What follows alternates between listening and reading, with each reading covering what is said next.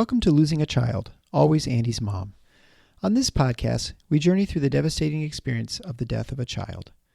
Grief is seldom discussed openly in our culture, and the death of a child makes people feel even more uncomfortable.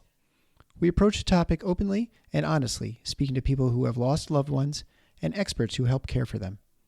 Whether you are a parent experiencing loss or someone who wants to support another going through this tragedy, this podcast strives to offer hope and help.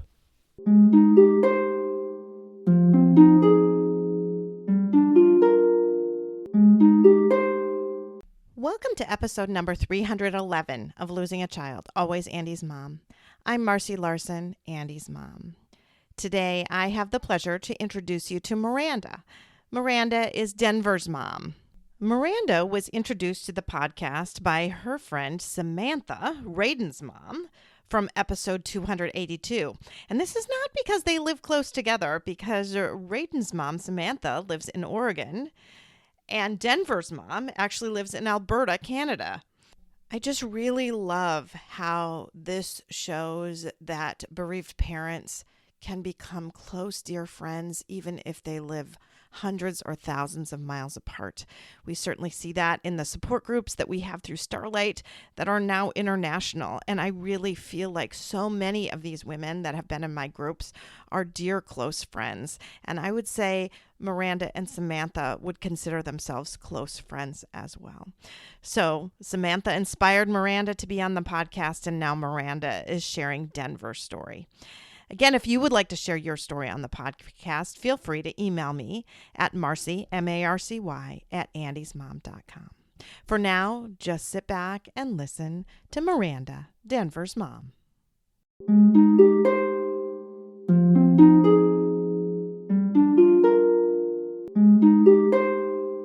Thank you so much, Miranda, for coming on the Always Andy's Mom podcast today.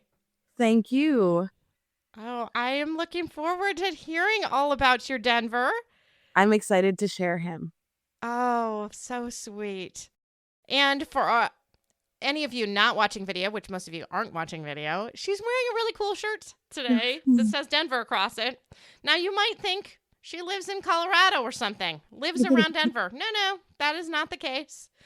She is coming to us from Alberta, so quite far from Denver. I mean, near similar mountainous areas, I guess, but you're in the prairies, so you're not even in the Canadian Rockies, are you? No. But we're talking about your son, Denver, today. So yes. Why don't you start out by just telling us all about your little guy? I will for sure. So Denver is the third and final baby of 3. When I was pregnant with my second, I wasn't sure if I wanted another, and my husband had come to me and was like, I know this is crazy and you're still pregnant with the second, but like, I really want that third. And like, and I was like, okay, let's make it. So what did you have before? Do you have boy, girl? What did you have before? So I have a girl, who is 11. I had her at 16. And so we've gone through a lot of life together already. Yeah, for sure. My 3-year-old and who's a son, my first boy. And then I had Denver. Yeah. This was your tiebreaker. Yes. Yeah. Right. And yes. That's actually when we took when we took the announcement pictures, that's what it was the kids holding up the tiebreaker sign. Yeah. So that's exactly what he was the tiebreaker. I know. That's what Peter was for us too, because we had one of each. And yeah, this was going to be this. Yeah. Right. Is the one that turned us into a boy family, Well, and honestly, when I was pregnant with him, I was hoping, we didn't know, I didn't ever find out what I was having with all 3 pregnancies. So I didn't know till I had them. So when I was pregnant with Denver, I kind of was wanting a boy because I had a boy already. So I had so many hand-me-downs, and I was like, I don't want to have to go and buy all the girl stuff now. I've got all the boy stuff. Well, right, because there's such a huge gap. There would have been a huge gap between 2 girls. Yeah. But the boys pretty close together, really, right? They were, yeah. I for a while, I had 2 under 2 because RJ didn't turn 2 until December after I had Denver, and Denver was in September. Oh yeah, you're busy. Yes, yeah. I definitely had my hands full, and they kept me busy. That's for sure. We knew we wanted Denver when we got pregnant with Denver. We weren't necessarily trying, but we weren't not trying. We were gonna let fate take his hands into what it needed to. I actually found out I was pregnant weeks before our wedding. And so we Oh, wow. thankfully it wasn't a big wedding in the first place, but we scaled it all down. We had like 15-20 people come. I didn't even wear my wedding dress. We just got married, and it flowed naturally. We knew Denver was coming to us at the right time, so we didn't stress about the wedding, and we just got married. Mm-hmm. And it was just, yeah, it was awesome. It was super good. My pregnancy with Denver, super healthy. Really no issues other than morning sickness, but morning sickness I unfortunately was cursed with all my babies. Yeah. I know. And I don't know why they call it morning sickness. It's all day sickness. I know. It was for me too. All the way through the pregnancy, like. Yep, me too. Yep. Me too.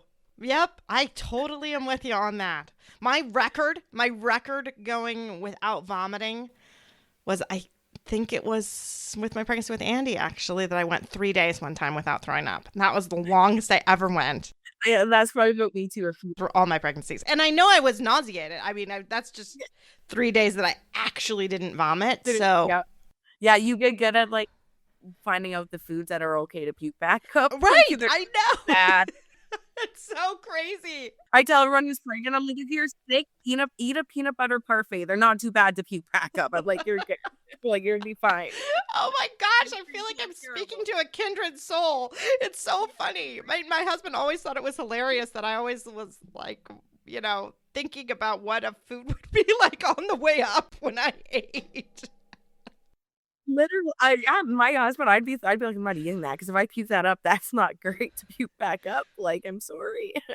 Chocolate milkshake, pretty great actually. Yes. Not bad at all. Yeah, anything ice cream based, I think, is pretty okay on the way back up. Yeah.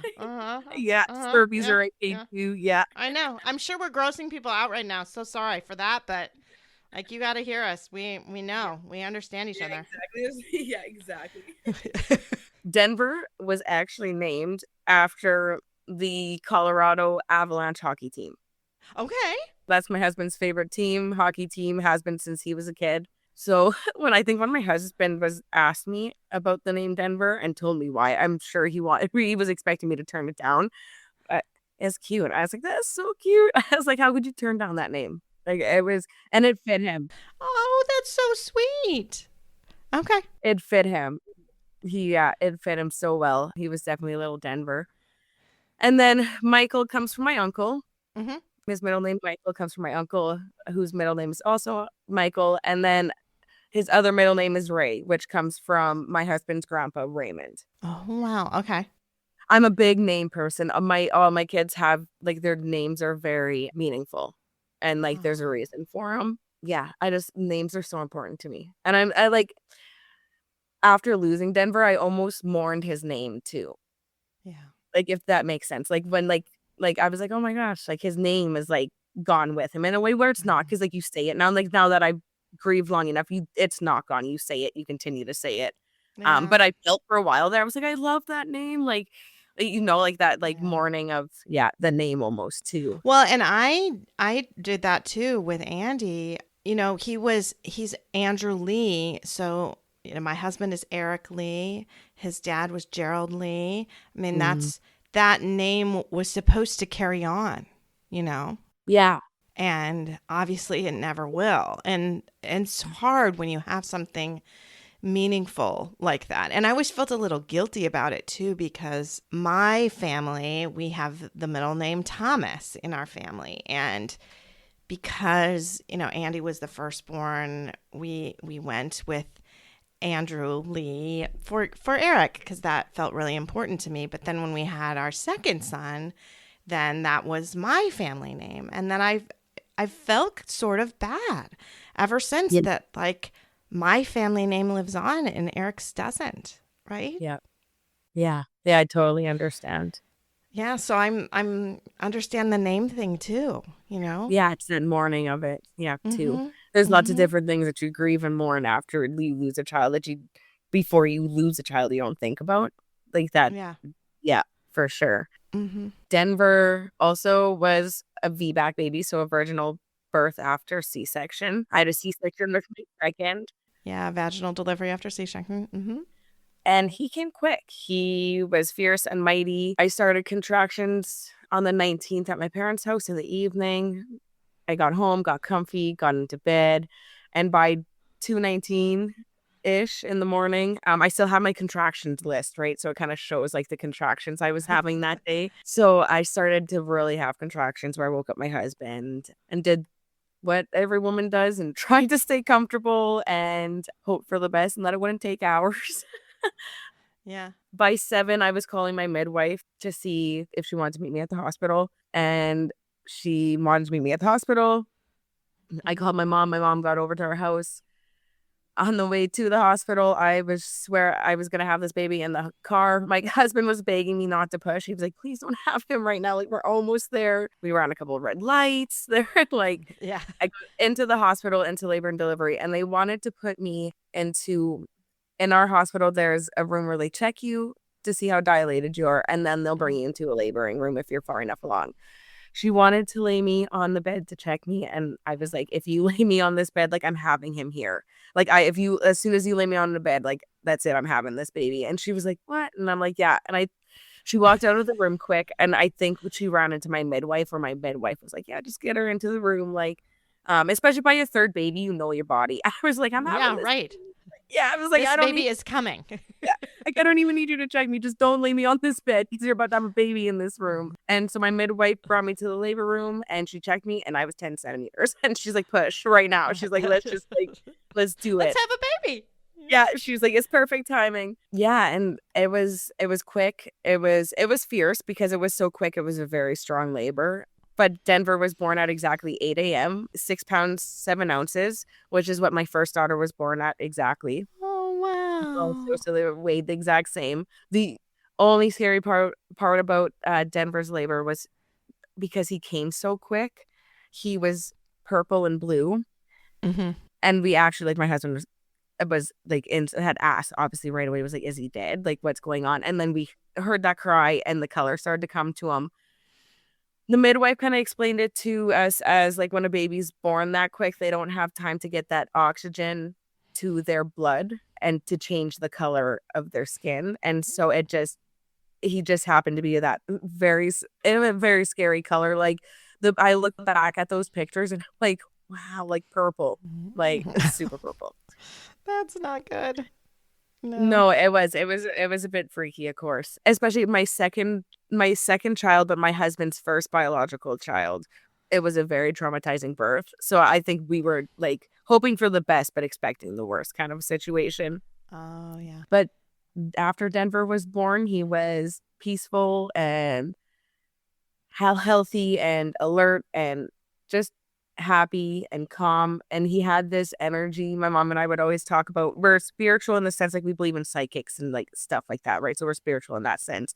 And we would always talk, like, when you picked him up, like, he just felt like a healer. Like, he had this soul about him that he was comforting. His soul was comforting. Oh, that's sweet. Yeah. And I just, like, I don't know, I just remember, like, when he was just this tiny little baby, just always staring at him in awe. Like, he was just so precious and was kind of like who we were waiting for to complete the family, for sure. Like, once we had him, I was like, yeah, this is it. Like, this is it, right? Like, it felt right. Denver's had big sparkly eyes, like super big sparkly eyes. He had the chubbiest feet. I loved his feet. Loved his feet. Loved them. I was always would smell him and go, pee you. And, like, he did his good little giggles. He had a button nose. His nose was just like mine. So a small little button nose. Honestly, my husband and I joke around about how I've got a little who nose, like from Dr. Seuss and, like, the Grinch, how they have all those cute little noses. That he had the exact same kind of nose. It is so cute. Our little who baby is what we would call him every once in a while. So adorable.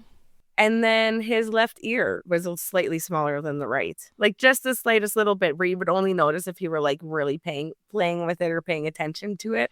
Mm-hmm. But just the tiniest little bit smaller. What was his personality like?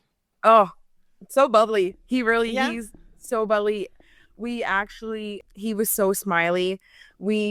Especially as he got older and could start smiling at people, we knew that when we went out in public that we for sure were going to talk to at least one person, because he was going to smile at least one person that was going to come over and be like, he's so cute. And, like, so he drew everybody in by that little smile of his. And he was giggly and silly and loved playing with his siblings, and yeah, so he was such a good little happy baby. Yeah, he truly was. He was a beautiful soul. Because big sister is how much older than him now? I know you said so she's 11. So she was about now. So. She was about 10 years older, 10 10. years older at that time. Okay. Yeah. Okay, so she loved being a little helper, probably. Oh, 100%. She loved picking up clothes and changing and helping with diapers and bath, and yeah, we always called her the little mama. And there was moments where I'd be like, dude, don't forget, I'm the mom. I got this, girl. And you know what I mean? Like moments where I was like, oh, I got this. Yep. Yeah. That is such a fun age. I mean, they're all fun, but there's something about when they're a little bit older like that where they just like to mother them a little bit, you know? Yes, yeah, it is. It is helpful. It's nice. Yeah. Oh, yeah, for sure. Yeah, it is. So there's moments where I'm like, thank you. Like I need help, you know? Or like when the boys would be, because they still fought, like they were still really little. So there would like moments where they were like fought, right? And use lightly. And I would be like, I need help. And one has to go this way and the other has to go this way. And she'd come help me and de-escalate the situation. And yeah, she is. She's a little mama. Mm-hmm. And then RJ and him, they had a special bond. That's for sure. Like their bond was different than what his and my daughters were because of the age differences, right? So it was like a little mama. And Denver or RJ was like Denver's play buddy, like that playmate. And there's moments now where I see RJ playing by himself, my middle child there, and I get sad for him because like he's missing that friendship, right? Like he doesn't have that bond and that friendship anymore with him physically. So yeah. So we've so I do like I feel for my children. It's hard sometimes to navigate my grief around their grief. Oh, I guess like 100%. I totally agree. Show them that I'm surviving but still show them that it's okay to not be okay and to like have that fine balance and because it's really horrific to grieve yourself and but it is awful to watch your children sad too and to watch your children grieve. I mean, so hard. Yeah, and not be able to take away that sadness. Right, because you can't do anything to make it better. You can't. Yeah, exactly. And I've had conversations with my daughter that like that feeling is the feeling of the love that she had for him, and it's okay to be sad and it's okay to have that hurt. Right. Yeah. So because she has a hard time talking about it. I think she's kind of a little closed off about it, and well, and that's very, very normal. Yeah. I've talked with Gwen about that a lot. I've talked with different people. And it's so normal because they want to protect you. And especially at her age, she wants to protect you. And so she ends up not opening up as much about the grief to you because she doesn't want to hurt you and she knows it will hurt. Yes. And it's hard to try to explain to them, like, I want you to. Like, and it may make me cry. It may, and it's not really making you cry anyway. Like the tears are already almost there anyway, right? Yes. It may bring the tears up, but that doesn't mean she's made you sad or she's done anything. It's just exactly. But that's how you communicate as a family. It's just hard to let your children know that you want to know and you want to be able to grieve with them and do it together. Mm-hmm. Yes, exactly. So like I've done things like I just try to include both of them in like lighting candles. His area is actually behind me here, and so we've got his like a candle up there that we'll light, and we've got lights all around his area that we'll put on, and so I try to include them in that, and you know, and like talking about him daily we do, and so just trying to let them know that like it's okay to like feel that, and that is the love that you had for him, and so like especially my daughter. She was there and she was a part of that night, and she was like she was like a part of the trauma also that came with that night. So there's lots of navigating with her, and you know, but she is like she's such a great kid too. She really is too. I'm lucky my kids are so amazing. I'm thankful for them. All three of them, right? All three of them. Mm-hmm. Yeah, all three of them. Yeah, they were all given to me for a purpose. That's for sure. Mm-hmm. And then Denver too. He was a breastfeeder. Yeah. We had an amazing breastfeeding journey. We honestly would probably still be breastfeeding today if he was still here with us. It's one of my most meaningful parts of like our life together that we had. Like everyone's like, oh, it's the baby's comfort. It's kind of my comfort too. Like, you know, like, yeah, it's kind of my comfort too. It was just something that we just truly loved doing together. I think especially when it's the baby, when it's, you know, it's the youngest, you know. And that was it. Yeah. Yeah. And I breastfed. So I did it with my first, but I did with my second.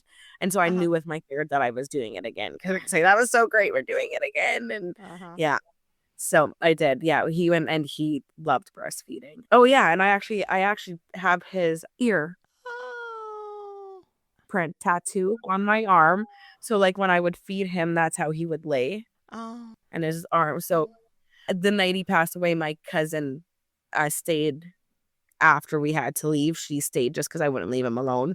And she made sure that they got his ear print done because she knew I'd wanted it tattooed before he had even passed. So my cousin made sure she got the ear print for me.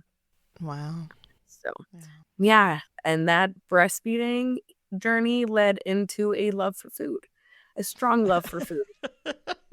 As soon as he could eat solids, he wanted solids. I will have to send you, that will have to be one of the videos I send you, is of him eating, because he really was a huge fan of eating and anything. He was not picky.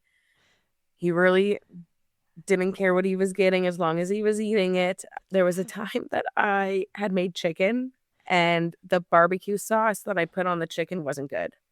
And I didn't realize it until after it was cooked, and I took a bite and I was like, oh, that's off. Right. Yeah. And I, as a mom, was like, how do I'm going to improvise and I'm going to wash all the chicken. I'm going to wash all the barbecue sauce off the chicken. The rest of my family thought I was crazy. My daughter, even my son, my husband were like, we're not eating that. Not Denver. Denver ate it away. He probably would have ate all the chicken and we gave it to him. Like, it was awesome. He truly was not picky. He just wanted to eat. The poor kid. Yeah, we always joked about how I didn't ever feed him because he was always starving. Like, you're making me look bad. Like, stop eating like that in public. Make it look like I don't feed you. My dad actually would call him, I don't know if you're familiar with the Archie comics. Okay, yeah. My dad would call him Jughead. Oh, from the Archie comics, because Jughead would eat a lot, right? And so that was his little. I actually have a Jughead tattoo now too for Denver. Oh, that's funny. But yeah, so my dad would call him Jughead. And he would eat a ton too, and he was tiny. He was like super tiny. He never ever grew. Like, where do you? You know, he never was above like the 4th percentile, but he always ate. And we would say, "Where are you putting that?" And we teased that he had a hollow leg, that he used to, that's where all the food must go. And he loved that. So he would always say, well, I haven't filled my hollow leg yet. And, you know, start eating, eating more.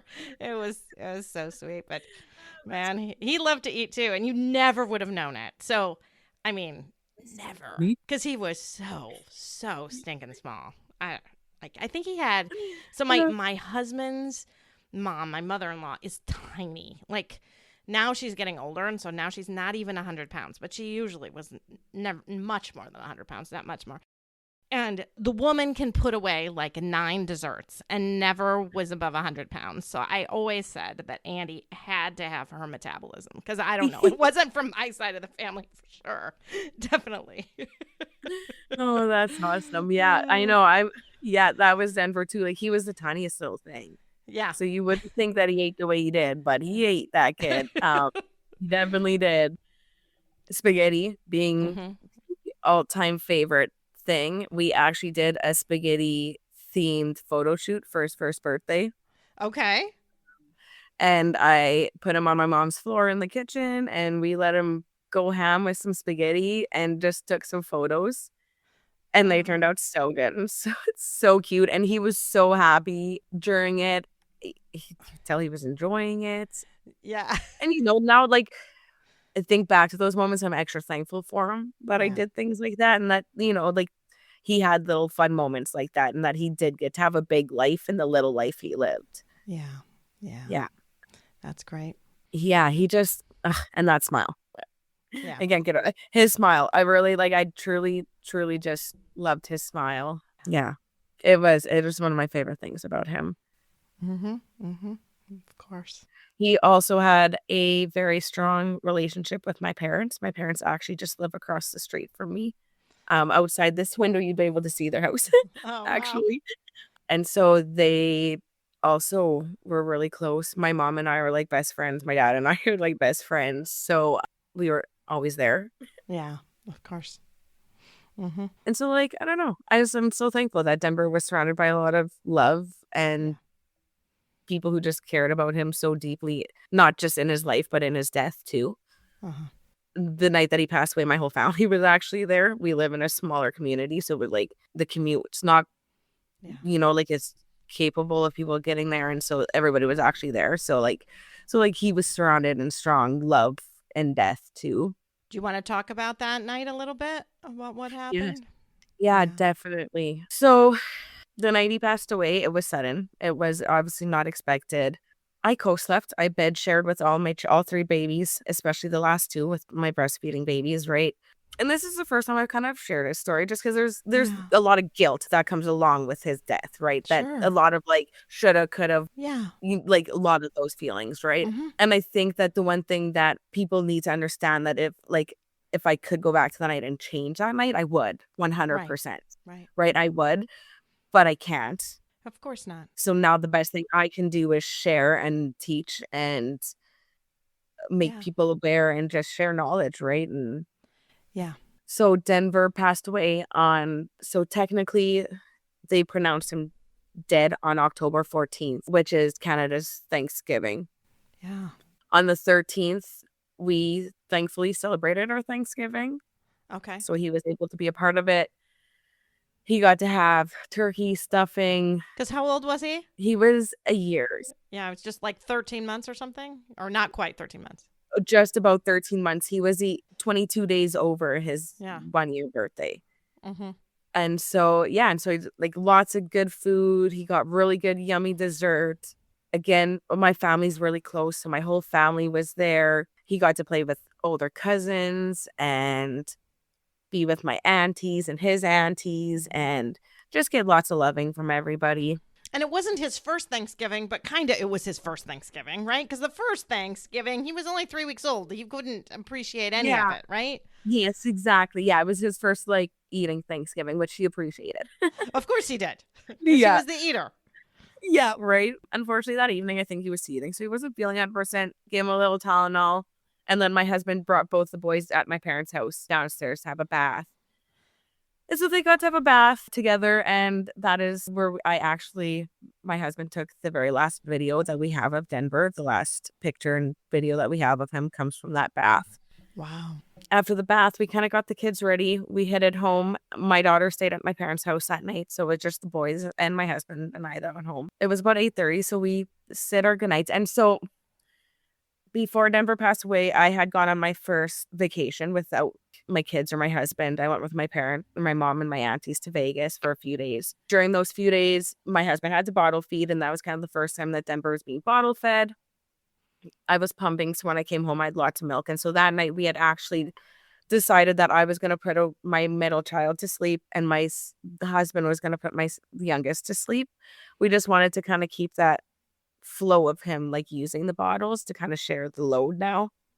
And so we kind of like thankfully all stood in the kitchen, the three of us. I held my middle child, and my husband had our youngest, Denver, and we gave each other kisses over and over again. All four of us, and we just gave each other kisses over for a couple of minutes and just each other, and like I don't know, what a sweet memory.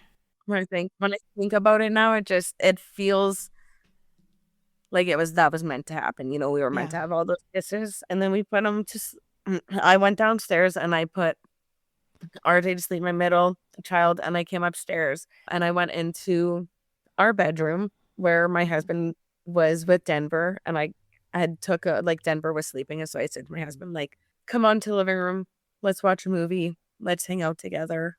My husband was sleeping on the couch at this time just because I was co-sleeping. And so he didn't sleep in the bed with the baby and I. He slept on the couch. And so we hung out, Lucas and I, and we left Denver in our bed, which usually we wouldn't do because usually like I would doze off with him, but he needed some time with my husband, obviously. And so I pulled him out and we watched a movie. Lucas had dozed off on the couch, and so I decided that I was also going to make my way to bed. I got into my room and I couldn't see Denver on my bed, and it was dark. And I didn't sleep with some blankets and pillows and stuff. So I was really confused as to why I couldn't see him. I flipped on my bedroom light and still couldn't see him. And as I got onto the bed, I could see him, and he had rolled himself in between my bed and my mattress and my wall. Oh. And so I grabbed him, and as I grabbed him, he just was so, like, I don't know. I just knew. He was cold, and he was just, like, I could tell. So I picked him up, and of course his body was, it was limp, and his lips were blue, and skin was pale. And so I grabbed him, like I had him in my arms, and his head was on my shoulder, and I came running out to my husband, who was sleeping on the couch, and I said, Denver's dead. And my husband was instantly jumped off the couch and woke up and was like, what do you mean? And I was like, Denver's dead. I was like, he's actually dead. And I yelled loud enough that I knew if he wasn't dead, he would have woke up. Yeah. But he didn't. And so, like, I think, like, in that moment, I really knew what was happening. And so I ran back to my bedroom. Then I put him on the bed where my phone was, and I picked up my phone and I called 911. And I tried my best to kind of start what I knew of CPR. Yeah.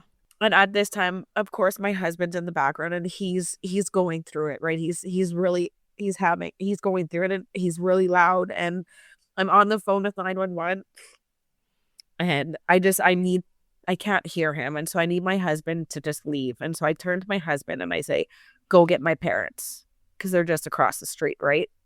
So I said, go get my parents. And so he took off, and I was now on the phone by myself with 911, and I was with Denver, and 911 had told me I needed to take him off the bed to the ground. So that's what I did. And then he told me I needed to start performing CPR, and he told me how to do that. And so I started to do that. And before I did that, he said to me, is there anything in his throat? And I was kind of mad for him asking that at first, because I told him what had happened. Like, he had suffocated, not choked. So I was kind of mad that he had said that. And then as I started to give him CPR, he started to puke. Yeah. Which is something that happens when you suffocate, right? Yeah. And so I said to the 911 operator that, I said, he's got puke in his throat. What do I do? And he's like, you need to clear his airways. Yeah. And so I used my mouth, and I started to suction his puke out of his mouth. And I tried to scoop it. And then I started CPR again. And as I performed CPR, I could feel his rib break. Oh. And I told the 911 operator that I thought I had broken something. And he told me it meant that I was doing it right, and that I needed to keep doing it. And at this point, it felt like I had been alone for a long time.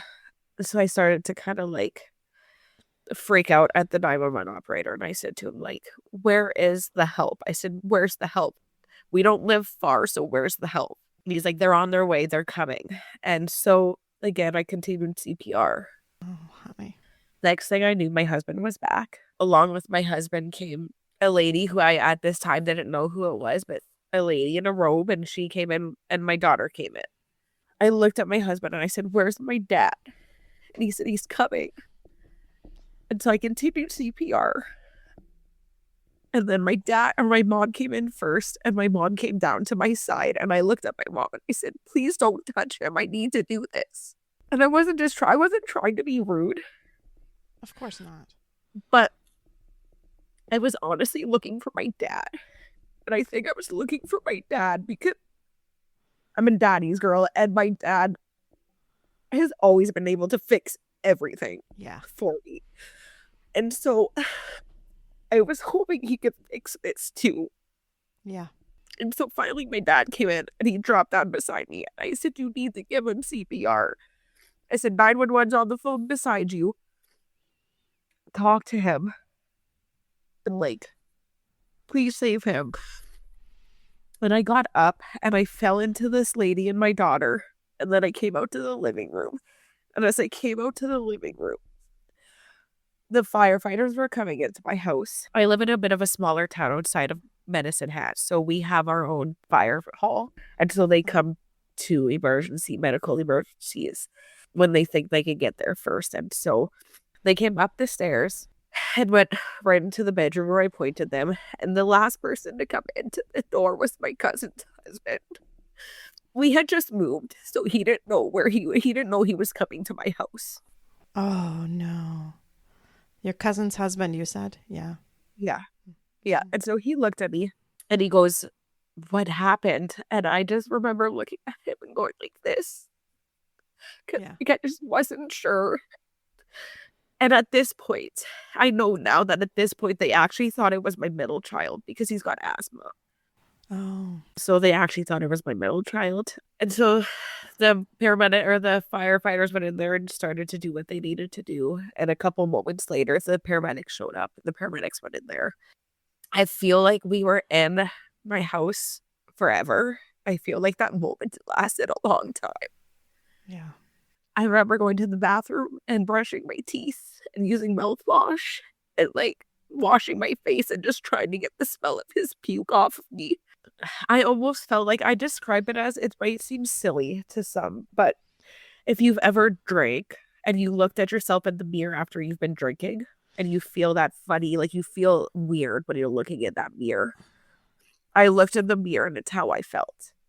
Like out of body. Like I felt buzzy and I felt weird and I didn't feel like I was looking at myself. Yeah.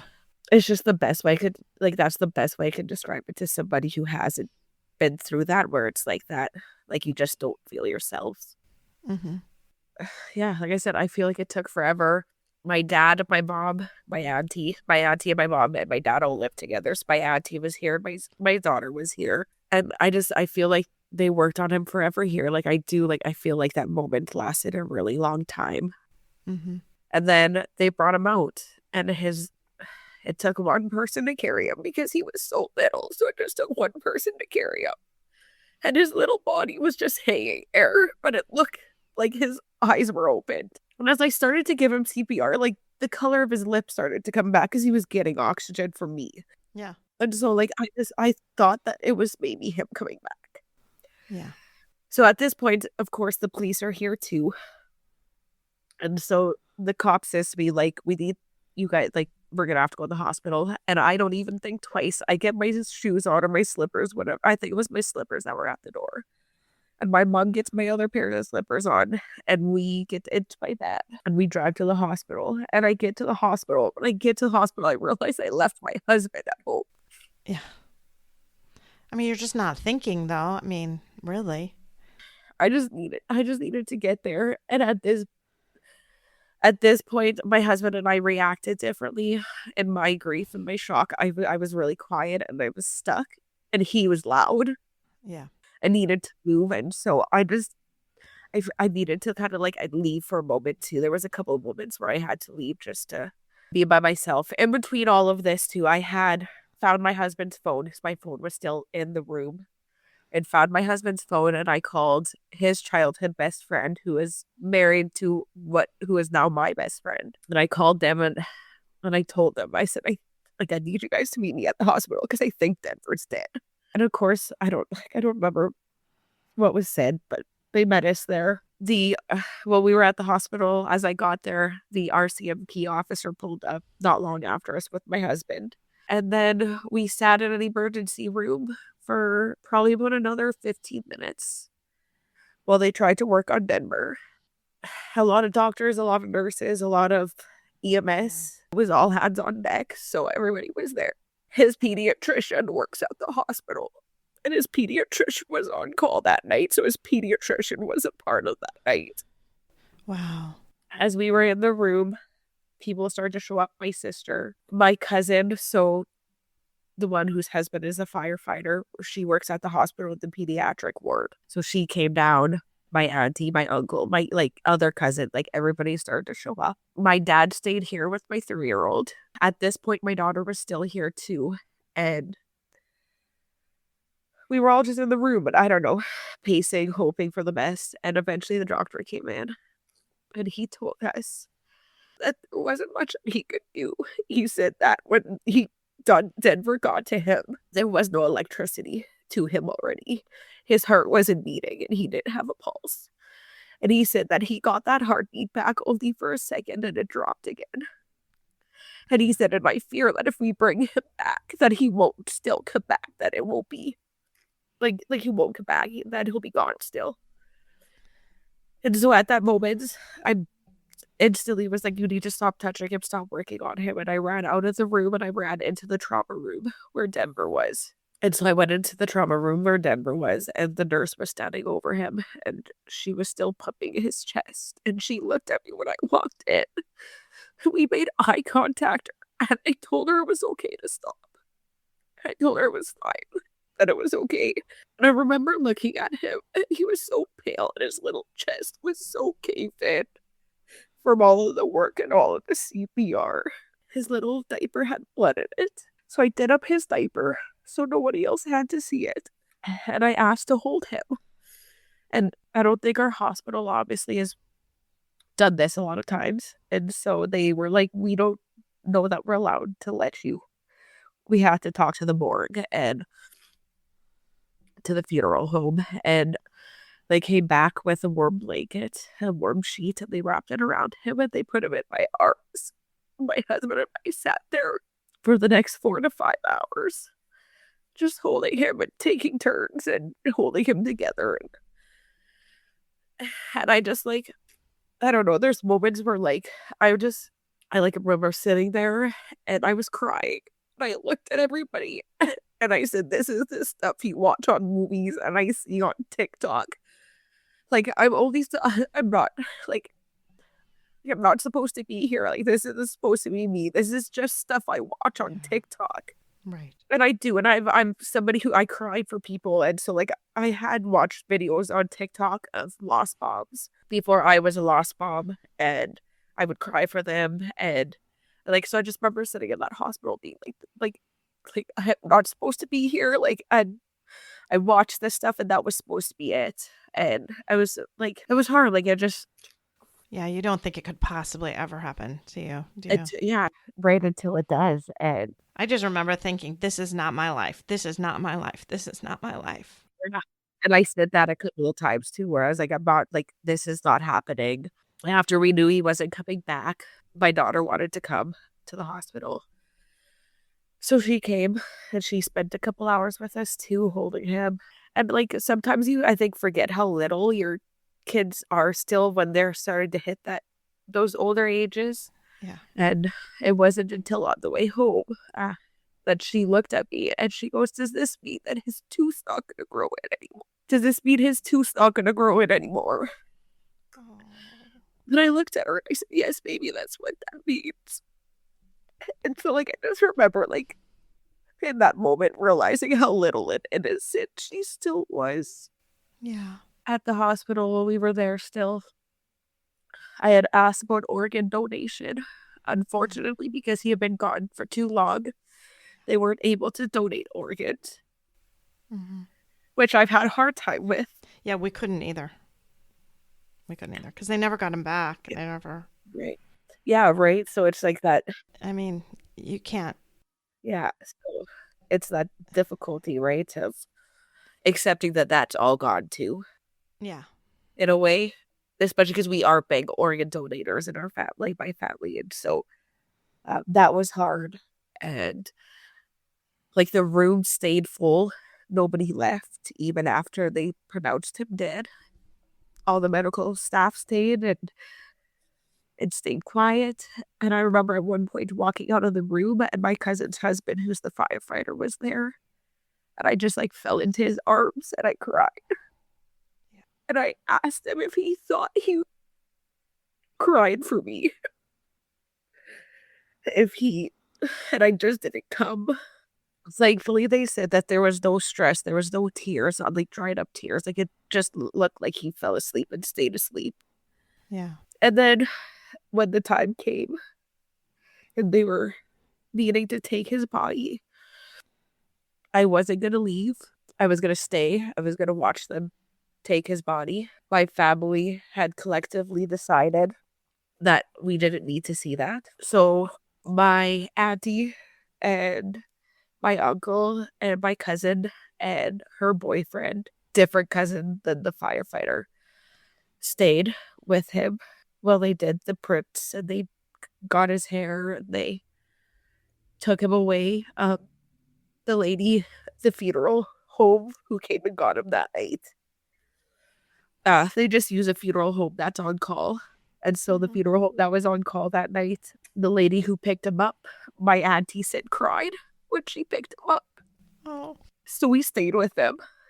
We used them as the funeral home. That's the funeral home we used. It just felt natural, felt good with them, Right. just with that, care. And when we left the hospital, I cried out that I was leaving the hospital without my baby. Like, I remember just weeping the whole way out and people staring, and we got into my van. My husband, my mom, and I. My mom drove. And my husband and I sat there and we cried because his empty car seat sat in our bed. Yeah. And we went home, and it was like 5:00 in the morning. And my son and my dad were still here. And so my dad brought over my other son. And it's like he knew without knowing, because he came upstairs with my dad and he looked at all of us. And he let out this cry that I've never heard from him before. So my husband took him downstairs, and thankfully my husband was able to kind of doze off with him. And I sat upstairs with my family, the ones who stayed and were there at the house. And then I sat there for a couple hours, and next thing I could hear was my husband downstairs weeping. So I went down there, and he was sitting on the bathroom floor just crying. So I picked him up and we went upstairs and had to live the next day. And I think that time is really blurry. Yeah. I did a lot of crying, and I did a lot of coloring. I stayed at home a lot. My husband loved taking the kids out, so he took the kids out a lot. His funeral was about a week after his death. It was beautiful. Then because his birthday was just before his death date, we used his birthday decorations for his funeral decorations. Oh, wow. His birthday theme was one happy dude. And so it was smiley faces and yellow, and it was super bright and beautiful. And so my husband and I had decided we didn't want people wearing black to the funeral, that we wanted people wearing yellow and smiley faces and whatever they could. And so that's what everyone did. Everyone was in bright, beautiful colors and yellow. We handed out smiley face pins at his funeral. It's like smiley face, we're very your little mug. faces because they're very Denver. And so we just I don't know, it was just, you tried to live life still after, survive life after. The funeral home was amazing. We went to the funeral home to plan his stuff, and they gave us everything they possibly could for as cheap as they could, or donated it. The funeral ended up being, thankfully, only about $600 because of all the donations or all of the donations that they gave, and all of the That's sweet stuff that they did for us. They made us a couple of things too from Denver's handprints and footprints. They gave us a teddy bear that's got his fingerprint, and you can feel it. Wow. Yeah, so they were amazing. I'm so thankful that we worked with them and stayed with them. It's so funny, as I'm talking to you, I realize that I'm rubbing Andy's thumbprint on because it's on my necklace. Okay, so you can feel it too. And I think I do that often, Yeah. Just instinctively just grab it and just feel it. Just to feel it. And it's funny, you started talking about that. I'm like, I'm doing that right now, and I didn't even really realize I was doing it. I love that, right? Yeah, just to feel it, right? Yeah, just to feel it. My community came together, and a GoFundMe went around, and people donated, and yeah, that's sweet. people drop meals off. And I have a friend who, like, life kind of got in the way. We both have kids, so we didn't hang out much. Denver passed away, messaged me right away and told me that she would be at the viewing and the funeral to help with the kids. Yeah. All kids, like anybody who brought their kids. So stuff like that. People donated gift cards from their cleaning businesses to come clean our house. So beautiful stuff like that. Our community really pulled together, and like, it was amazing. That's beautiful. I was thankful for it. It made it easier. My husband was able to take a few months off, and we were able to afford that because of the donations. Yeah, it was rough after, but everybody's love and support, like, carried us through, I think, Yeah. And so now we do things like, obviously, try to remember Denver, trying to keep that legacy going of his. We do things like the smiley face pins. I still had no smiley face pins. Yeah. Well, it's only been 9 months, right? Yes. Yeah. I mean, you're just so early, Yeah. You are so early yet. So new into it still. And I've heard from a lot of people who have been a few years into it that the first year is like that. And then that second year, I've had people tell you, like, it hits that second year because, like, you're starting to lose that numbness. You're starting to, like... Yeah. So it's like that, almost like putting your seatbelt on for the ride, that it's the bumpy ride that it's going to be. Right. It's so much, there's so much shock. Yeah. I think that still sticks with you that first year. Yes. And it slowly kind of goes away, but I just don't think you really realize it, when it's happening. I cry still every day. Yeah. But I don't cry as much. Or like, I would cry multiple times. It was all day, every day, right? Yeah. Like multiple times. Every hour of every day. Yes. Yeah. Could I watch a show? Kind of nothing. And like, the tears would be there. Now it's a little easier. And like, I can see kids in public and not instantly cry. And like, I honestly, the first few months, still even now, I took a lot of comfort in comfy, warm clothes and tea and coloring and just tried to. And we talked about how this is the first time you've really gone through your story, right? Yes. Yeah. Yeah. Even I went to a grief retreat. Yeah. Recently. And when we shared our stories, even then I was a little bit nervous to share it. Right. And I was in a room full of lost mamas. So I was like, yeah. So like, that was, I guess, technically, like, this is the first time I've publicly have come forward to talk. And right. And I know you told me you were nervous about that and nervous about people's reactions. And I was super, yeah. Yeah. It's that judgment, right? Because you unfortunately will have those people that are like, well, guess you should have co-slept, or guess you shouldn't have been shared. And it's realistically, I have said to people where I'm like, well, if you don't bed share and you don't co-sleep, then I'm the only one feeding these babies, that I'm up all night. And now I'm risking falling asleep holding them sitting up, which is dangerous too. And like, it's hard to be a parent. It's just hard. Yeah, it's hard to be a parent. Yeah. It's just hard. Mm-hmm. Mm-hmm. It is hard. Yeah. So, yeah. And so, like, I don't know. I hold on to, like, with everything I have, I hold on to the fact that Denver was very loved. Yeah. That he left this world in the comfort of our house. Mm-hmm. And I love the smiley face stuff that you're doing. That's just beautiful. Yeah. And like, smiley faces, like, I see them all the time now. And I'm like, yep, that's Denver coming through to say hello to me. And yeah. Like the cardinals with me. It's cardinals. Oh, yes. Cardinals everywhere. Really? You see them and you just like, no. I love that. Mm-hmm.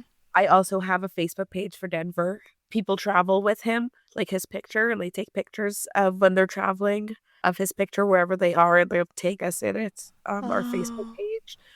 I was lucky enough, my sister, we do a hot air balloon event here in Medicine Hat, and my sister got a hold of them this year, and what started with one pilot who was going to take Denver's picture up in the hot air balloon turned out to be all 30 pilots wanting to do it.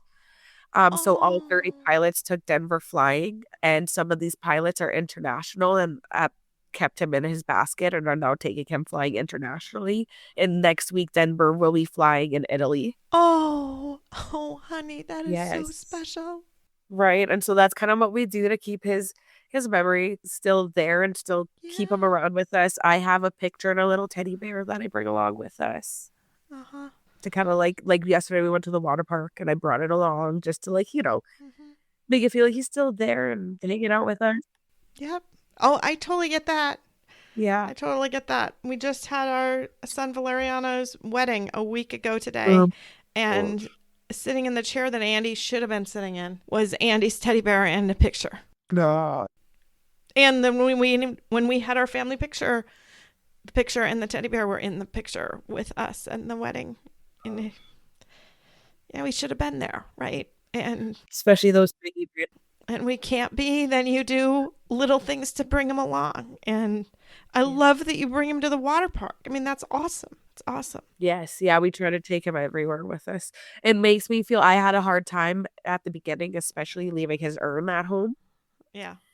And so I would bring that with me almost everywhere, but it's not safe necessarily to do that, especially because his urn is so little. They weren't able to have him in a bag and in the urn. So he's just in the urn.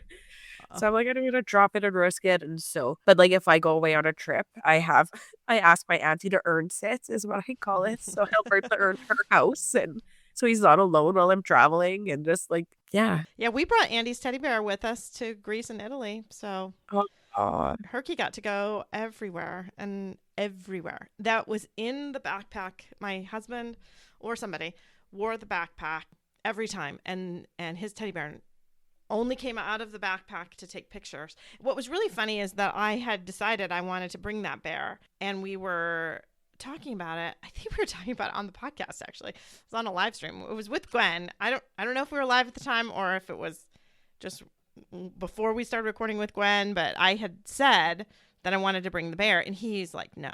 And he didn't want to bring Herky along. And I said, is it because you're afraid we're going to lose him? And he said, yes. We can't lose him. And I said, well, we can't go without him. So we can't go without him. We just can't lose him. I mean, so he went, there he is. He's right here. I love that. Pull him out for you to see. There he is back on Andy's bed, safe and sound. He went to Greece and Italy. What's funny is then somebody forgot to take him out of the backpack, so he's still in the backpack. So then when I went to find him for Valeriano's wedding, I don't know where he is. Well, he must still be in the backpack. I mean, nobody ever unpacked the poor little bear from the backpack. And we've been home for a few weeks, and he was still in the backpack. But I think for half a second, Eric thought, we could have lost him. There's no way we lost him. He never was out of the backpack unless the camera was on him. So, yeah, that is so awesome. That's funny. Anyway, the things we do to keep our boys alive, right? To keep our boys with us. And I like to think they get little chuckles and moments like that too, right? Like the bear being left in the backpack. I like to think we get cute those moments.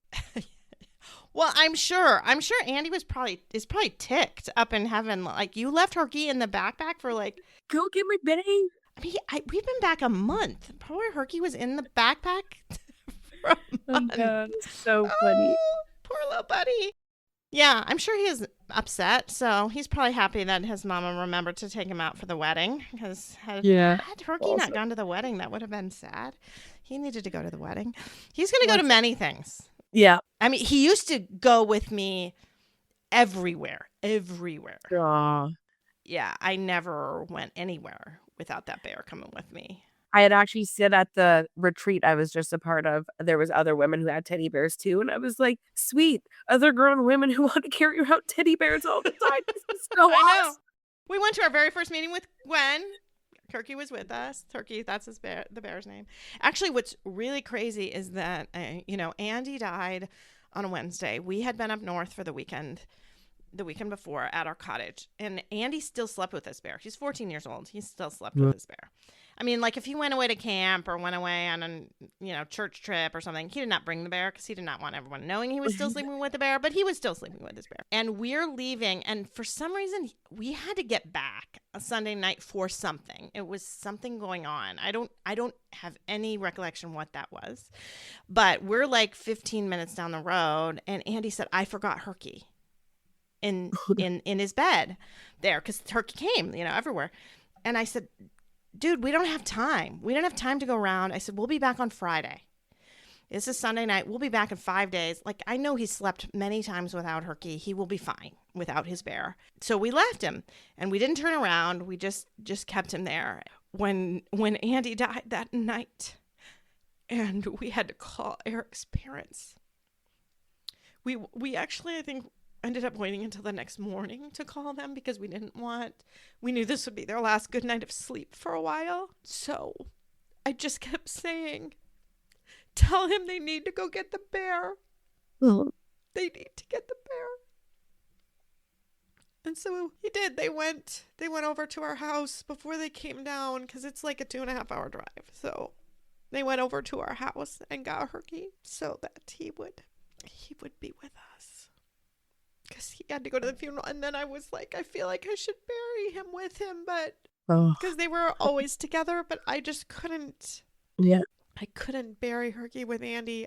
We have a different bear that we got from the hospital. That all the kids got matching bears. So they buried one with Andy. They gave one to each of our kids, including Valeriano. Although I stole Valeriano's because I wanted one. So Valeriano doesn't have that bear. I do. But anyway, the things we do, right? The things we do. Yeah, to keep them with us and to feel like they're with us. Mm-hmm. Yeah, 100%. Mm-hmm. Yeah, we got yellow too. Yellow's a big thing. We've got yellow everywhere because it's his color. Yellow's bright and part of, and we played Yellow by Coldplay at his funeral too. And 11 ones, I see ones and 11 a lot, and like that's a sign from him too. I find that night that I called 911, I was on the phone with 911 for 11 minutes. Oh, we still had to celebrate Halloween after I had other kids. I had to take trick-or-treating still. We walked past a house, and this house had a pumpkin with the number 1 on it, and that was it. So like so many things, so many like ones, and I always think it's because he was 1 when he passed, right? So I get those numbers a lot too. So just think even like, I guess, little things, just the little things even, right? That make you feel like they're close and there, and that I talk to him all the time still. So whole conversations. Well, thank you so much for coming on the podcast today and sharing Denver with us. What a beautiful little guy. Thank you for holding space for everybody. Yeah, he really, he truly was. And I always tell people that his death is going to be my reason, not my excuse.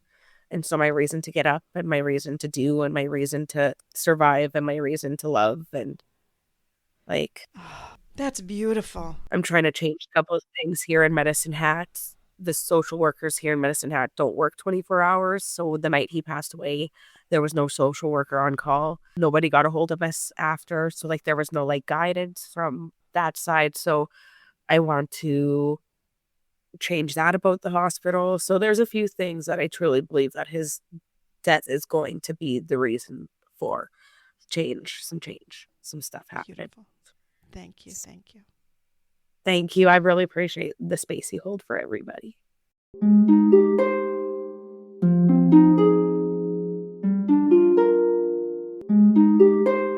Thanks for listening.